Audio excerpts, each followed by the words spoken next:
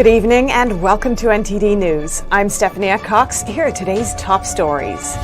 Joe Biden has officially been inaugurated as President of the United States, and Kamala Harris is now the first woman to serve as Vice President. Biden gave his inaugural address in front of a small crowd at the Capitol building. Though President Trump departed the White House, it may not be the last time people see of him. He gave supporters a message about the future. Mike Pompeo remains an outspoken critic of the Chinese regime's human rights abuses. Before leaving office, he labeled Beijing's treatment of the Uyghur minority genocide. Now he and 27 other Trump officials are officially sanctioned from traveling to China.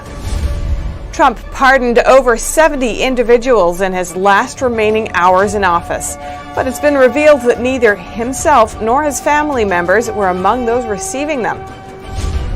The new president gets to work immediately, signing 15 executive orders on his first day in office, over half of them on reversing President Trump's policies.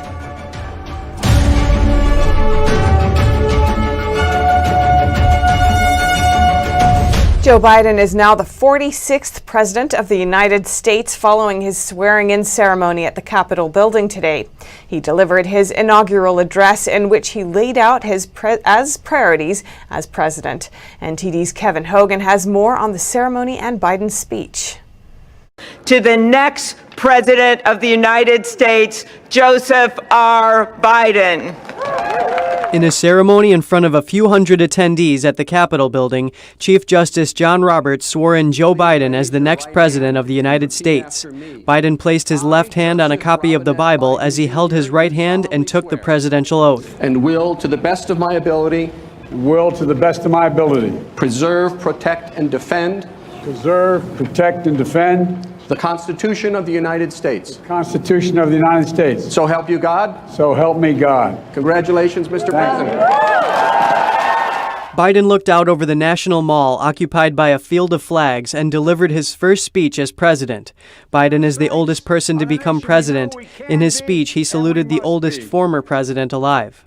I thank my predecessors of both parties for their presence here today. I thank them from the bottom of my heart. And I know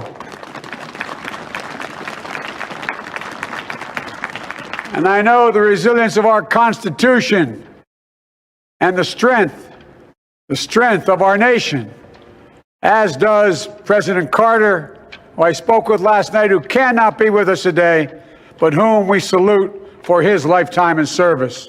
President Biden took a moment to recognize his running mate, Vice President Kamala Harris. Here we stand, looking out on the great mall where Dr. King spoke of his dream. Here we stand where 108 years ago, at another inaugural, thousands of protesters tried to block brave women marching for the right to vote. And today, we mark the swearing in of the first woman in American history elected to national office, Vice President Kamala Harris. Don't tell me things can't change. Biden and Harris are set to deliver remarks at the Celebrating America inaugural program at 8:45 p.m. Eastern. Kevin Hogan, NTD News. What does Biden's inaugural speech say about his administration? NTD's Christina Kim spoke to congressional correspondent Max Tapscott for more. Biden gave a speech during his swearing-in ceremony as president. He highlighted the problems the country faces and called for unity. To restore the soul and secure the future of America requires so much more than words. It requires the most elusive of all things in a democracy: unity. Mark Tapscott, the congressional correspondent for the Epoch Times, says it was very typical of inaugural speeches. I was impressed with it in the sense that it was a very traditional inauguration speech. He said all the right things. That I commend his speechwriter. Those are great words. Tapscott adds that what is important are not the words, but the actions Biden and his administration will take. The great words about being unified and building a new America and a great dawn, and so forth, which is very Reagan-esque rhetoric, by the way. That's great, but the actions that he appears to be intent on taking are going to lead in a very different direction. He says it was a good speech, but these days, good speeches aren't as important. There were passages in Biden's speech that Reagan could have very easily delivered. The difference is that Reagan was credible in saying those things with most Americans. Today, most Americans, frankly, don't put a whole lot of stock in what any politician in Washington says. The Biden administration is expected to rely on many executive orders to undo many of Trump's policies. Tapscott believes this will cause a lot of division. I think a lot of folks are going to just frankly stop listening when Biden talks about these unity and greatness for America, because frankly it's not consistent with what we can expect him to be doing.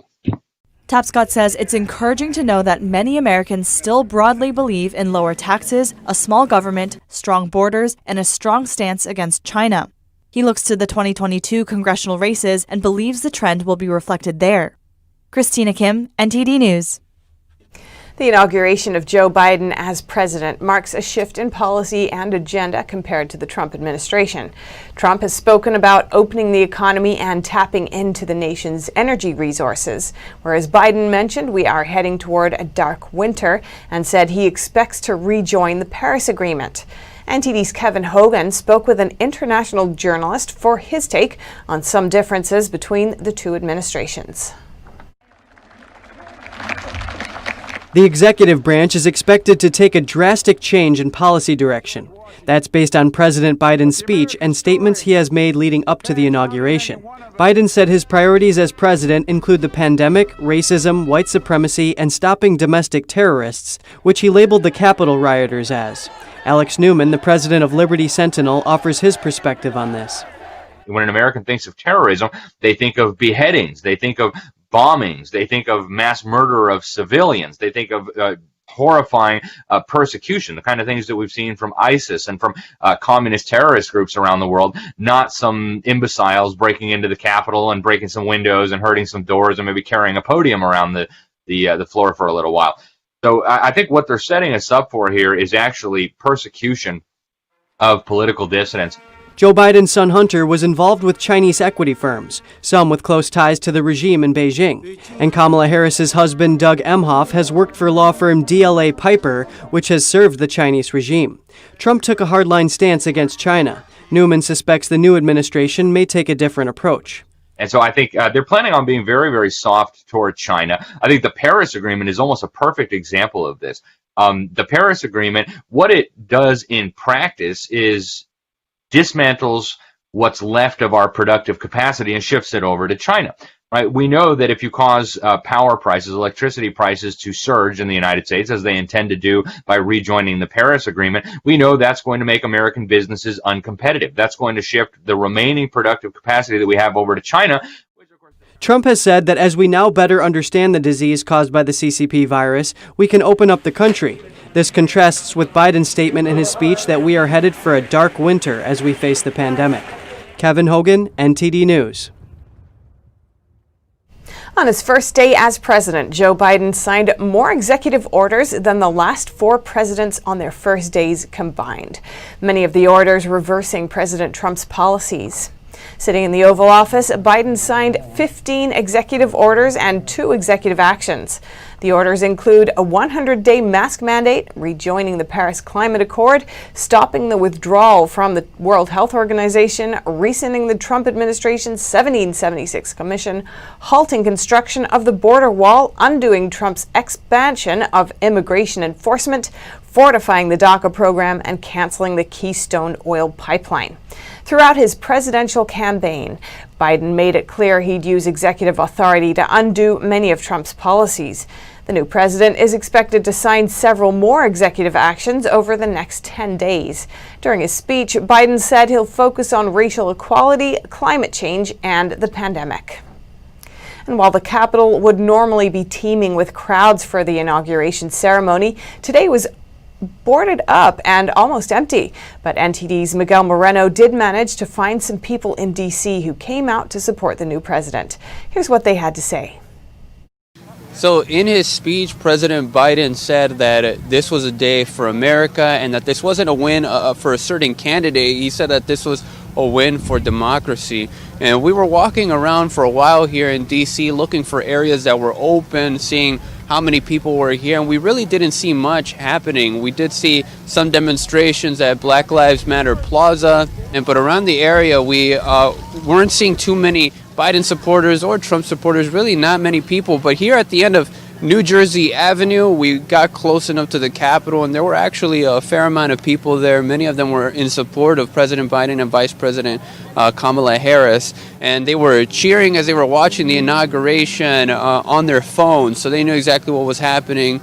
And we walked around. We did interview a few people about what they expect in the next 4 years, especially unity, because President Biden has said that unity will be one of these big things. He made that a focal point in his speech. So we asked them if they would see that, but some of them, while they were hopeful, they weren't expecting or too optimistic that there would be unity in the next 4 years. Do you think we'll see more unity in the next 4 years? Well, that's really difficult to say. I can definitely say that I hope so. Hope so. I don't know, but I hope so. And here's what they say they would like to see from Biden's administration. Listen, he doesn't have to do much in order to for it to get better. But I expect it to get better. The economy, it's going to take a while. He's got a lot to work with, this pandemic and the financial part, For me personally, I'm not a huge Biden supporter, but I am excited to see Joe Biden in the Oval Office, mostly because I really want the United States to regain its respect on the global political stage again. Well, I'd like to see the end of the pandemic, and I would like to see the police defunded, and I would like to see real moves towards racial justice. She also says she has mixed feelings about the heavy police and military presence, saying a part of her felt frustrated that there's now a lot of hope in the police after a year of trying to defund them, yet that she herself feels a sense of safety with them around. A number of other Biden supporters in the Capitol said they felt the 25,000-strong National Guard presence was necessary. Reporting by Miguel Moreno, NTD News. Joe Biden's swearing into office as President of the United States got a reaction from the international community. World leaders offered their congratulations and expressed their hopes of working with the new administration. Following the inauguration of Joe Biden and Kamala Harris as President and Vice President of the United States, world leaders went on social media to give their responses. UK Prime Minister Boris Johnson said he really congratulates Biden and Harris on their achievement. When asked about whether or not Biden was woke, this is what he had to say. What I can tell you is that I think that it's very, very important for everybody and certainly I will put myself in the category of people who believe that it's important to stick up for your history, your traditions, and your values and things you believe in. With similar themes, they all congratulated them on being sworn in, and that they look forward to working with them. In his tweets, French President Emmanuel Macron offered his best wishes to Biden and Harris and welcome to the U.S. back to the Paris Agreement. President Trump left the White House earlier today and headed to Florida. He gave his final remarks at Joint Base Andrews in Maryland. NTD's Christina Kim reports. During a stop at Joint Base Andrews in Maryland, President Trump transferred from Marine One to Air Force One. President Trump and Melania said serving as President and First Lady was their greatest honor. He said his administration worked tirelessly and referred to a saying athletes have: they left it all on the field. He thanked his supporters, his family, friends, and staff. You are amazing people. This is a great, great country. It is my greatest honor and privilege to have been your president. Following tradition, President Trump left a note for his successor, but details of the note are unknown. Trump touted the achievements of his administration and promised he would always stand up for the American people. I will always fight for you I will be watching, I will be listening. President Trump said the future of this country has never been better and wished the new administration luck and success. He said the new administration has the foundation to do something spectacular. Referencing the U.S. economy, Trump told the audience that you're going to see incredible numbers coming in if Biden leaves his policies untouched. He told his supporters to keep an eye out for the future. So just a goodbye. We love you. We will be back in some form. It's unclear in what form President Trump will return. For now, he has arrived at his Mar-a-Lago resort in Florida. Christina Kim, NTD News. President Trump is now settling in at his permanent home in Florida. He was offered a warm welcome by a miles-long crowd of his supporters. NTD's Melina Weiskup reports from West Palm Beach. As you can see, the enthusiasm is still super strong here. So I'm in West Palm Beach, Florida right now, just a 5-minute drive away from President Trump's new permanent residence. It's kind of cleared out right now because many people have started to go home, but earlier these sidewalks were packed with Trump supporters welcoming the president to his new permanent home here in Florida. And what you see here, you actually see every time when he came to town. There were always people here like this. A lot of the supporters told us that they're here because they want Trump to feel their unwavering dedication and support. And it seems like that's exactly what he felt when he passed by. Him and Melania both had a huge smile on their face. You could tell they felt very touched by seeing all these people out here to support them today. And it's a big thank you. It's a big heartfelt thank you. We do. We love him and we appreciate him. And now I think there's this renewed love for America that's not going away. I want Trump to feel the love that we all have for him, not just here in Palm Beach, but all over the country.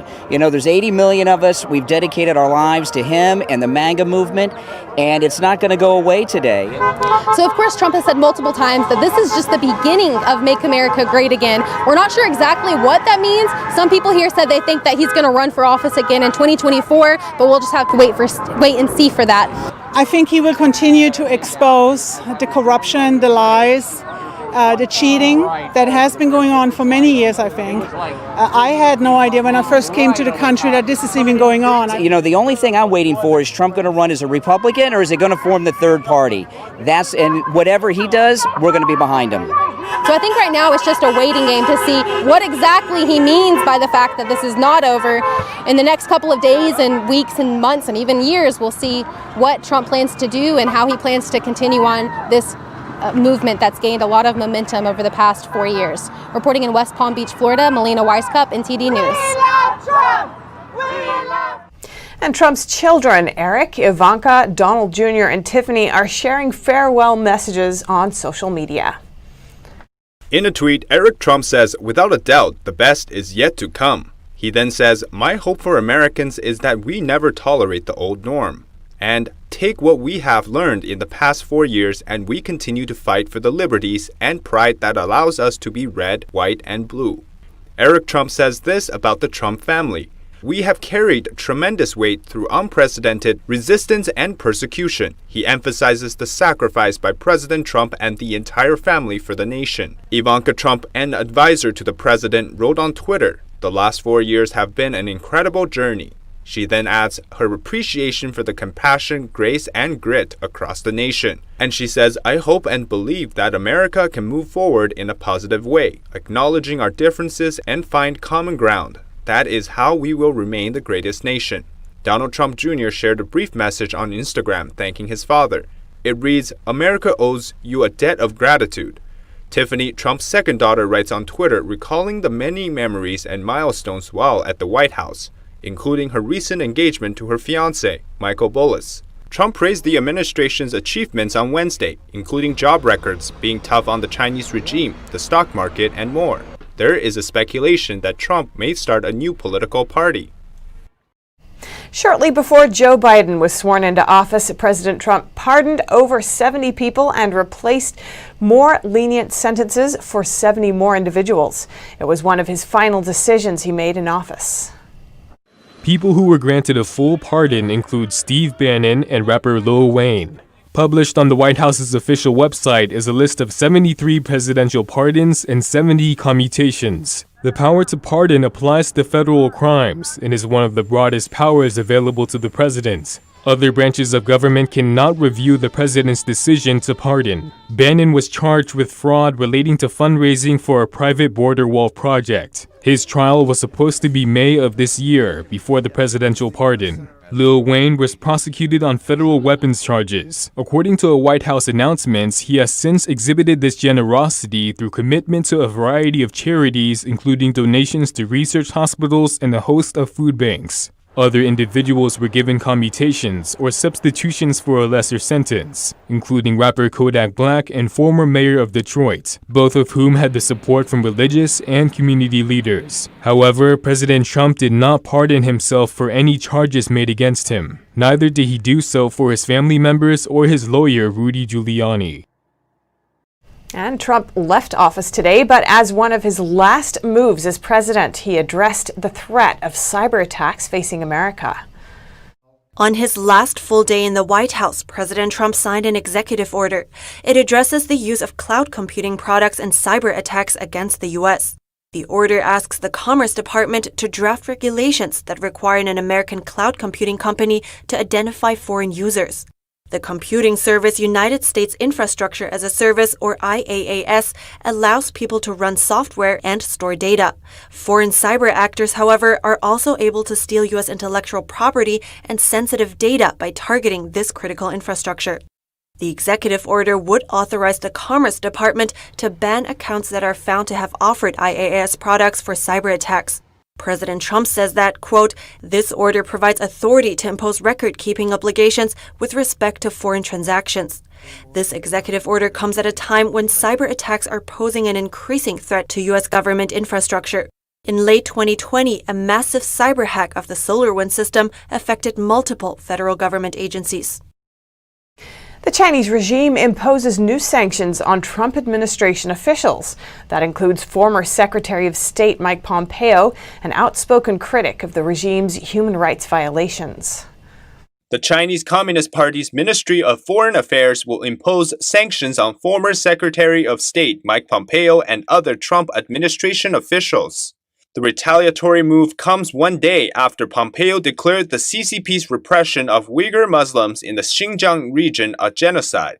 Biden's pick for Secretary of State Antony Blinken told a Senate hearing on Tuesday that he agreed with the designation. The CCP's repression of Uyghurs has drawn international condemnation. It's perpetrated through a network of internment camps and a massive surveillance system. A CCP ministry spokesperson defended the sanctions against Pompeo and 27 others by claiming that they undertook, quote, crazy actions, damaged U.S.-China relations, and hurt the feelings of the Chinese people. The American officials named and their immediate family members will be banned from entering mainland China, Hong Kong, and Macau. The sanction also restricts companies affiliated with them from doing business with China. President Biden's nominee for Secretary of State is proposing a new approach to countering the influence of the CCP. We spoke with an expert to see his perspective on this new approach. Our reporter Juliet Song has the story. At the confirmation hearing on Tuesday, President Biden's pick for Secretary of State said he agrees with Trump's approach to China in some aspects. I also believe that President Trump was right in taking a tougher approach to China. I disagree very much with the way that he went about it in a number of areas, but the basic principle was the right one, and I think that's actually helpful to our foreign policy. Blinken says there is no doubt China poses the most significant challenge of any nation-state to the U.S. There are, as I see it, rising adversarial aspects to the relationship, certainly competitive ones, and still some cooperative ones when it is in our mutual interest. He adds that the U.S. needs to deal with the communist regime by working with allies, what he calls a position of strength. Position of strength when we are working with, not denigrating, our allies. That's a source of strength for us in dealing with China. A US-based China commentator says the biggest difference between the two administrations' China approaches is their foundation. The Trump administration approaches the Chinese regime from an ideological perspective. That's why we see when Pompeo told the European countries it's not a choice between the US and China, but a choice between freedom and tyranny. Tang says Blinken's China approach aims to form an interest-based alliance to counter Beijing. And an alliance based on interest would bring a problem. Even though it looks powerful by numbers, it's also loose and easy to break apart. And we're already seeing alarming signs now. Multiple US allies signed economic deals with China in recent months. This includes countries in both Europe and the Asia-Pacific region. So if you want to corner the Chinese Communist Party with an interest-based alliance, the CCP can also easily split up and corrupt your allies with economic interests. Signing these trade deals suggests these countries won't suggest cooperation with the communist regime on some important economic areas. Tang adds that as long as the Chinese regime can get its hands on Western capital and technology, it can use it to grow its power to a point beyond control. And then it can overtake the United States as the most powerful country in the world. Once it reaches that level, no country in this world will be able to rein in the CCP. It could really dominate the world. He says the Chinese regime's conflict with the international society is rooted in its communist ideology, and that crippling the regime's economic power would be one of the most effective ways to counter its influence. Juliet Song, NTD News. President Trump worked closely with the Treasury Department to counter threats from China. But how will the department look under President Biden? NTD's Penny Zhou has more on the big China decision awaiting Biden's nominee for Treasury Secretary. Another important cabinet member that has a big say in how America's China policy goes is the Treasury Secretary. President Biden's nominee for that post is Janet Yellen. The former Federal Reserve Chair will have to make some big decisions, including what to do with President Trump's tariffs and sanctions against Communist China, and how to deal with national security risks posed by Chinese tech companies. Well, China is clearly our most important strategic competitor. As you said, we need to work with allies. We also need to strengthen our own economy so that we can compete. We need to take on China's abusive, unfair, and illegal practices. We're prepared to use the full array of tools to address. Of course, it is important over time to work with our allies. By framing China as a strategic competitor, Yellen echoes other Biden cabinet members, and her emphasis on working with allies is in line with her previous criticism against what's often called the unilateral approach President Trump adopted when countering China. It mainly refers to the trade war. President Trump slapped tariffs on hundreds of billions worth of Chinese imports, thus to punish the regime's abusive trade behaviors. Yellen has been a vocal critic of Trump's trade war against China, but neither she nor President Biden has said whether they will remove the tariffs. They have also been vague about exactly how they will counter threats from Communist China if they were to replace Trump's policies. President Trump relied heavily on the Treasury Department's sanction to punish CCP officials involved in human rights abuses. It remains to be seen whether Yellen would keep these approaches. If confirmed as Treasury Secretary, Yellen would also need to decide what to do with Chinese tech companies. President Trump considered banning TikTok and other Chinese apps, citing Americans' data safety as a concern. All Chinese companies are required by law to share intelligence with the CCP when necessary. Yellen has previously warned of the risks of technological decoupling between the US and China, saying, quote, the rivalry could hinder technological progress since it will stop countries' abilities to learn from each other. In addition, Yellen will oversee CFIUS. That's an agency within the department that assesses whether a certain foreign investment poses a threat to U.S. national security. Our colleagues believe that China has found gaps in both the existing CFIUS process and export control regime, and is exploiting each of them to the detriment of U.S. national security. In the past few years, the agency has stepped up its scrutiny of Chinese investment. It has banned a suspicious Chinese company from acquiring U.S. firms possessing large amounts of sensitive user data. It remains to be seen whether the new secretary will keep the pressure on the CCP or change course. Penny Zhou, NTD News.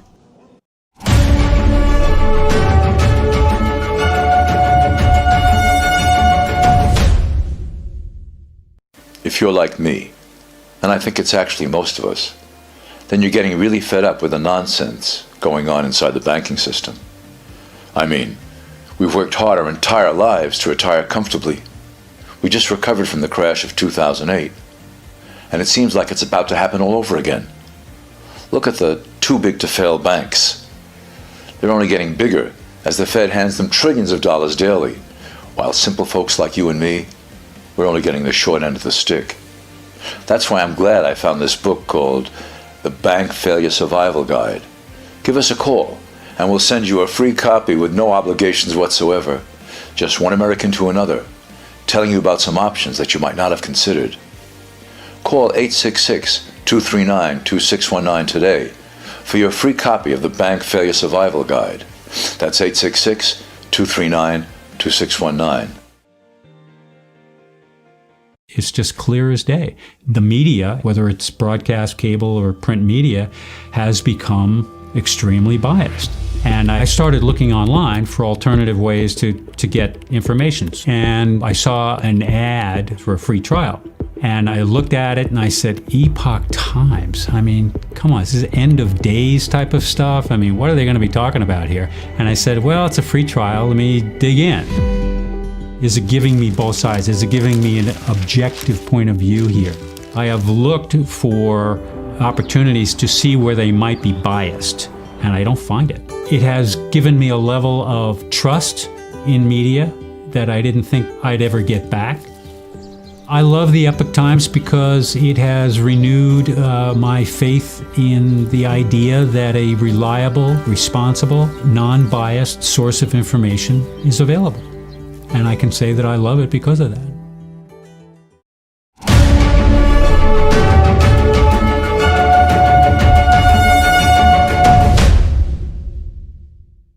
A Southern California school board member faces a signature campaign demanding her resignation. It's because she attended the Washington, D.C. Trump rally on January 6th. NTD's Zach Lee has more. This was kind of expected because I'm conservative and they don't agree with my views.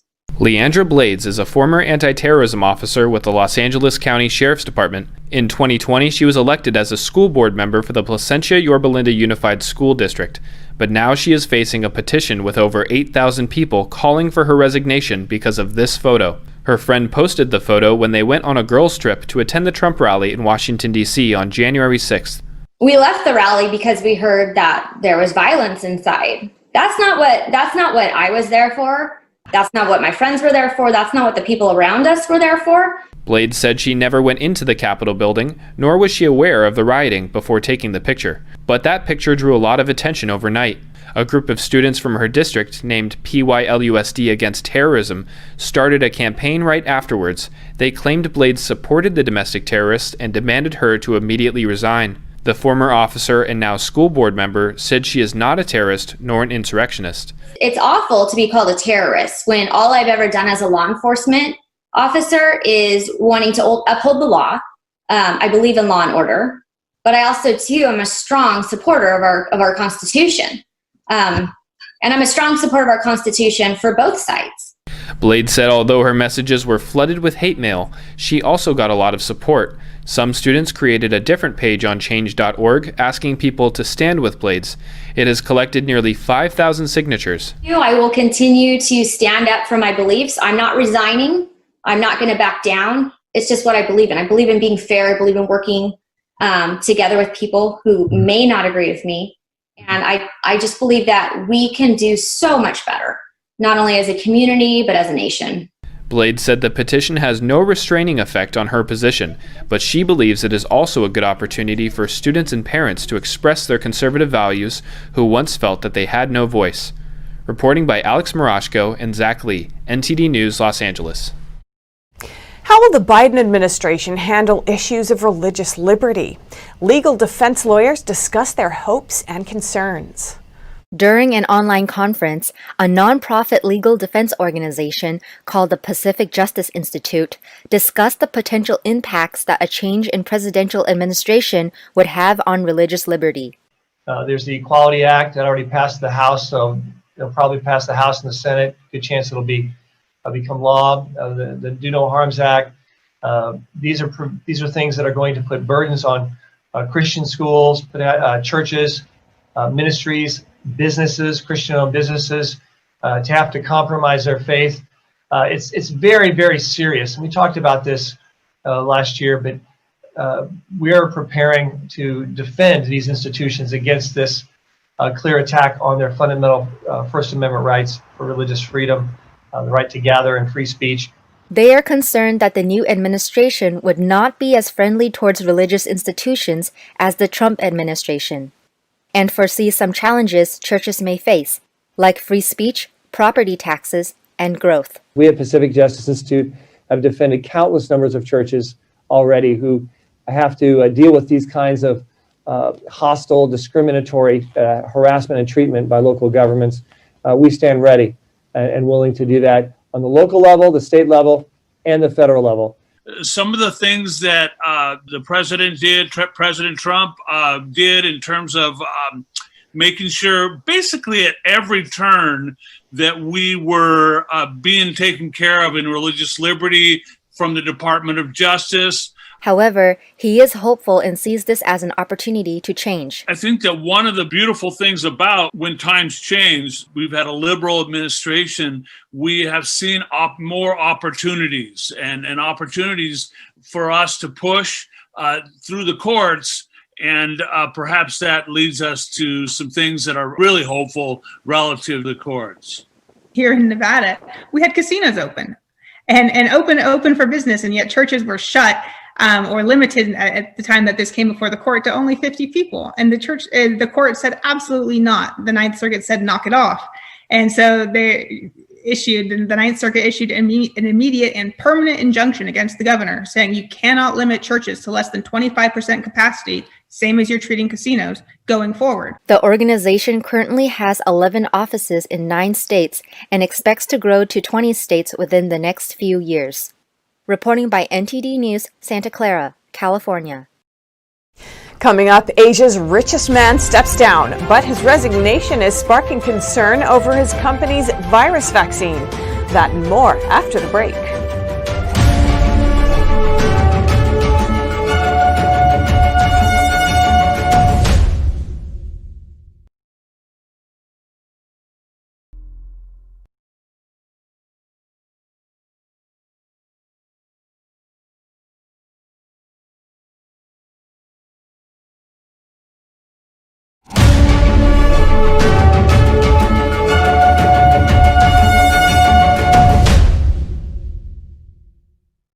Asia's richest man has stepped down. He's the owner of a Chinese drug maker that currently has a virus vaccine in the works. His resignation is sparking concern. NTD's Tiffany Meyer brings us more. Now we turn to the wealthiest man in Asia. Chinese businessman Dong Sansan resigned as chairman of a drug maker for personal reasons last week. Zhong is the founder of Wantai Biopharm. Forbes says his net worth reaches about $90 billion, making him the most affluent man in China. That's as of January 1st. Despite the resignation, he still holds over 70% of the company's shares, both directly and indirectly. The company says its CCP virus vaccine is still in phase 2 of clinical trials. The research and development phase has been slower than its competitors. As a result, the company's share price is facing about 10% fluctuations. Another Chinese drug maker is in a similar situation. The chairman and general manager of Sinopharm Group also resigned last week for personal reasons. The abrupt moves have sparked suspicion, especially as the safety and effectiveness of Chinese vaccines are facing questions from international experts.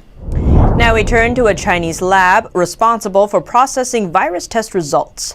It's since been found to have falsified some results. More than 300,000 residents in China's Xingtai City, part of Hebei province, were tested for the virus on January 12th and 13th. The next day, the Huaxi Medical Testing Lab delivered the test results. Not a single test came back positive. But by using other means, the city's health department discovered a number of positive test samples. The findings prompted them to retest 10 residents as part of an experiment. 3 of them came back positive. The city announced that the lab reported faulty results on Sunday. Since then, the city has been put under lockdown. Chinese media reported that the lab can process 100,000 samples a day. Operating at that rate, it would have been impossible for the facility to deliver 300,000 individual test results within one day. According to a senior manager from the lab's parent company, the lab was still testing the samples at the time the results were delivered. The medical lab report had not yet been issued at the time. But the lab's management asked employees to expedite the process, so one employee finalized the results before finishing the testing. The lab's parent company has 54 subsidiaries and 33 labs across China. It's unknown if the company was involved in mass testing samples from other cities. The founder of e-commerce giant Alibaba meets with 100 rural teachers in China via video conference. It's the businessman's first appearance since October, triggering a sharp jump in the company's Hong Kong-listed shares. So I just don't see that. After months of speculation about his whereabouts, China's richest man, Jack Ma, has resurfaced in a short online video praising China's teachers.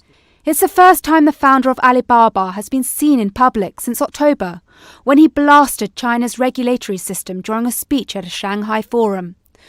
Those comments set him on a collision course with Beijing officials and led to the abrupt suspension of the IPO of Ant Group, the payments firm he controls. The blockbuster listing had been set to be the largest ever before it was abruptly pulled in November. Weeks later, Ma skipped the filming of a TV talent show he created for African entrepreneurs. His absence led to media reports and speculation that he was missing. Wednesday's reappearance by Ma has driven a sharp jump in Alibaba's shares. In the video, he praises 100 teachers and tells them we will meet again when the health crisis is over. According to local reports, the online event was the Jack Ma Rural Teachers Award ceremony. His physical whereabouts were not disclosed. Ma's video came as Alibaba now faces an antitrust investigation by Chinese regulators. Coming up, New York City's wealthiest face the highest income tax in the country if the governor doesn't get the relief he's asking for. More on that after the break.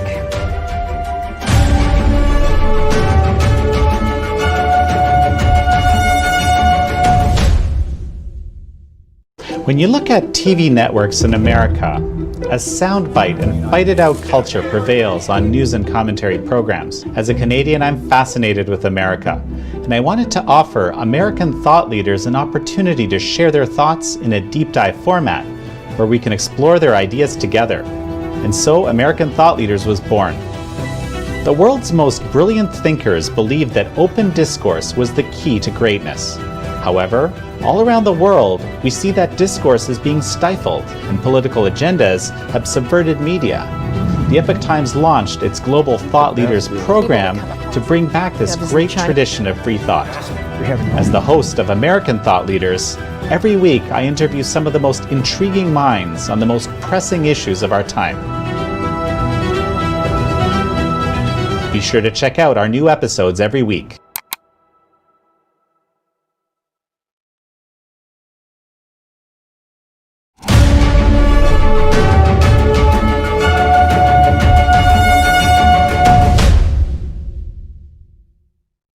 New York is broke, and so they have a decision to make.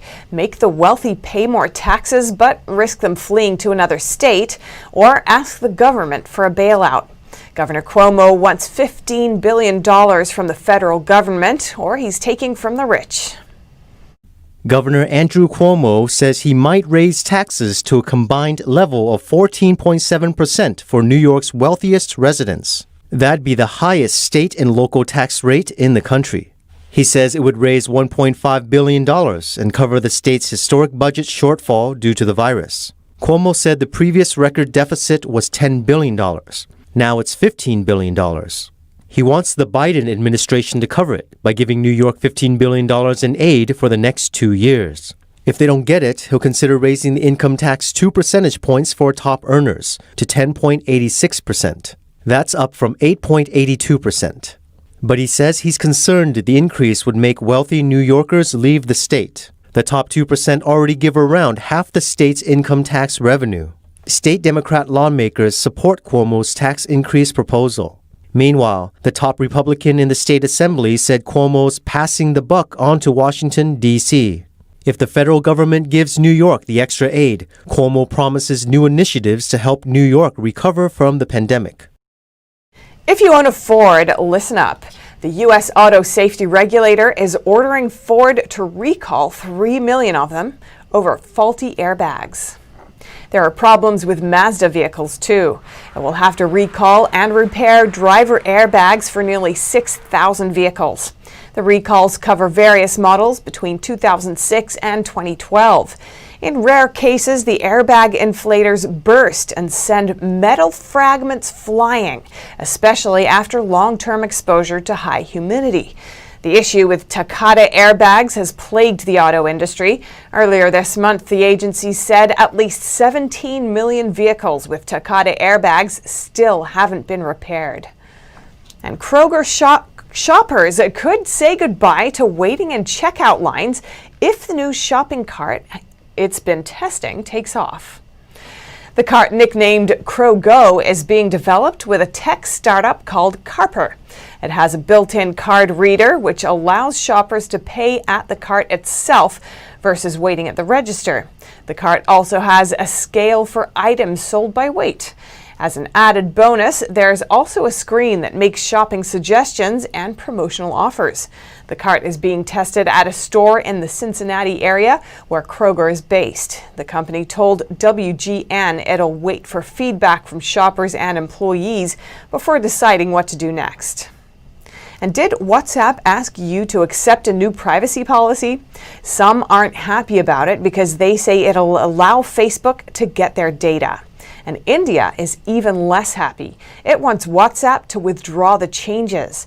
It says the new terms take away choice from Indian users. India's technology ministry says WhatsApp's privacy policy update raises grave concerns for the choice and autonomy of Indian users. Now the ministry is asking the company to withdraw the proposed changes. It's after WhatsApp said earlier this month the app could share limited user data with Facebook and its group firms. The ministry says the messaging app is treating Indian and European users differently, which amounts to discrimination. It said Indian users were not offered the option to opt out of the update, and they have less choice compared to the app's European users. WhatsApp is hoping India's tens of millions of traditional shop owners will be drawn to using digital payments via the app. Facebook invested $5.7 billion last year in the digital unit of Indian conglomerate Reliance, largely in support of this move. WhatsApp has 400 million users in India, but downloads of rival messaging apps have surged since the announcement of the privacy policy changes. WhatsApp says the update does not expand its ability to share data with Facebook. The company said last week it would delay the new policy launch from February to May. Up next, the UK is helping Kenya to roll out the CCP virus vaccine. The UK says they regard it as their moral duty. And Belarus is stripped of this year's Hockey World Championship. Athletes and opposition supporters welcome the decision, saying it would have legitimized Lukashenko's rule. Find out more after the break.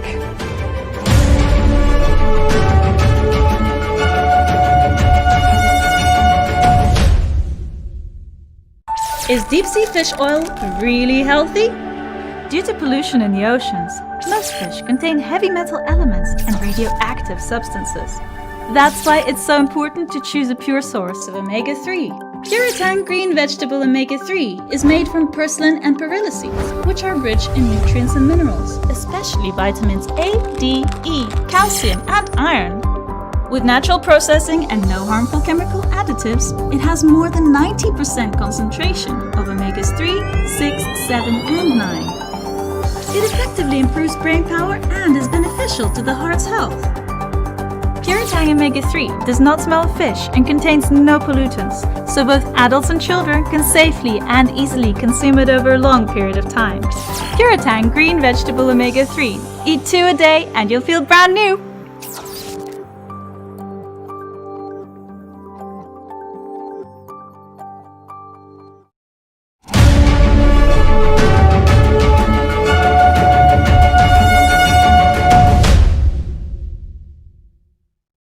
Over to Europe.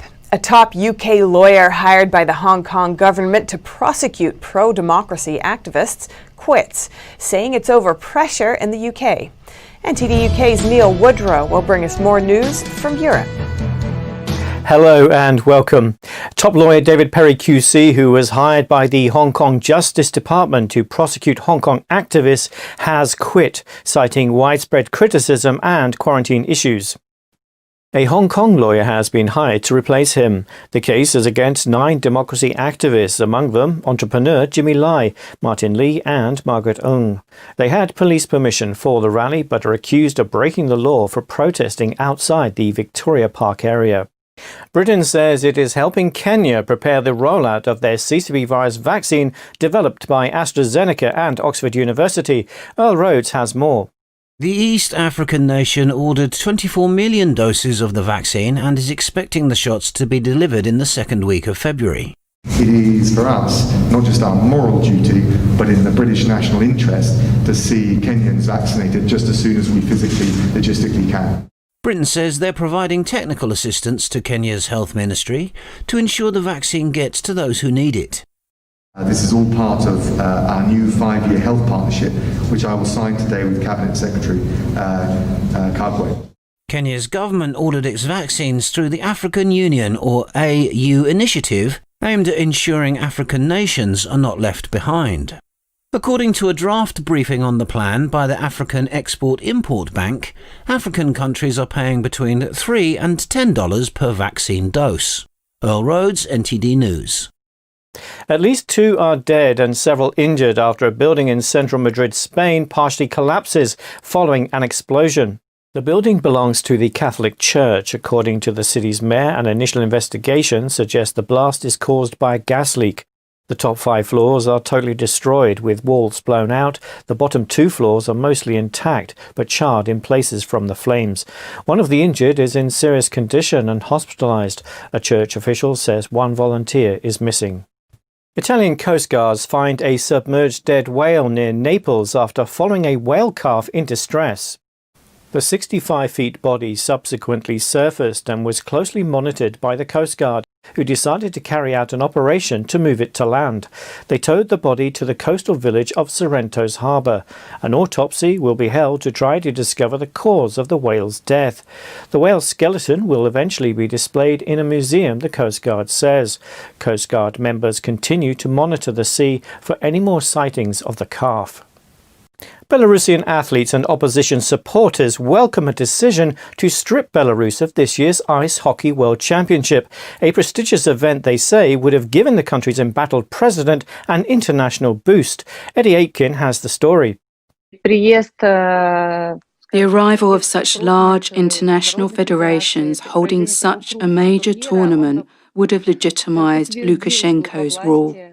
The International Ice Hockey Federation, or IIHF Council, says that it's currently impossible to ensure the welfare of teams, spectators and officials while holding a world championship in Belarus. On Monday, in a talk to the president of the IIHF, Lukashenko said he would not take offense. Do what is best for hockey, for your friends and for you personally. We will not take offense. Following the decision, the Belarusian government said it regrets the IIHF's unfounded decision. Eddie Aitken, NTD News. More than 100 British musicians, from pop idols to classic stars, warn their Europe tours are in danger because of Brexit. In a letter published on the Times newspaper, the musicians say the government broke a promise to negotiate visa-free travel for them in the European Union. Signatories of the letter include Ed Sheeran, Elton John and conductor Simon Rattle. Brexit means that UK citizens can't live and work freely in the EU. Though tourists can stay up to 90 days without a visa, artists and musicians are not included in the deal.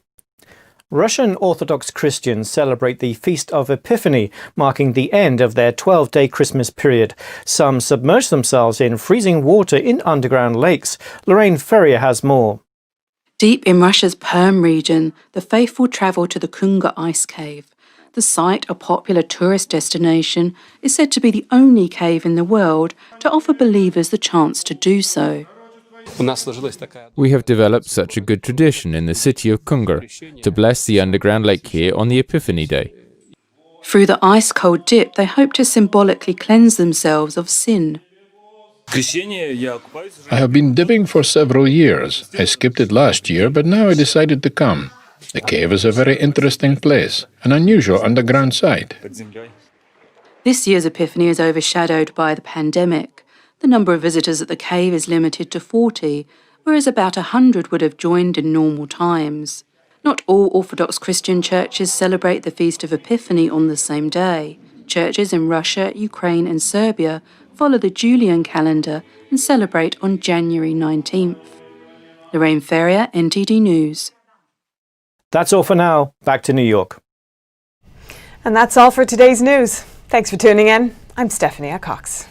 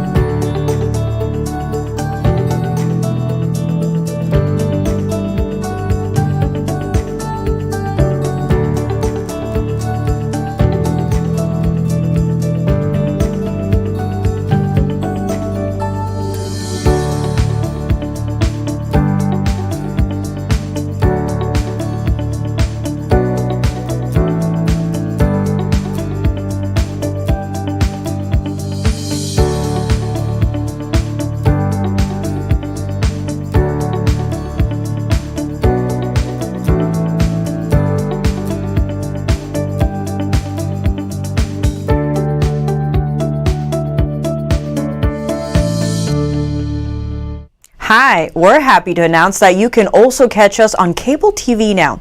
Millions of households already choose us as one of their trusted news sources, and you can too.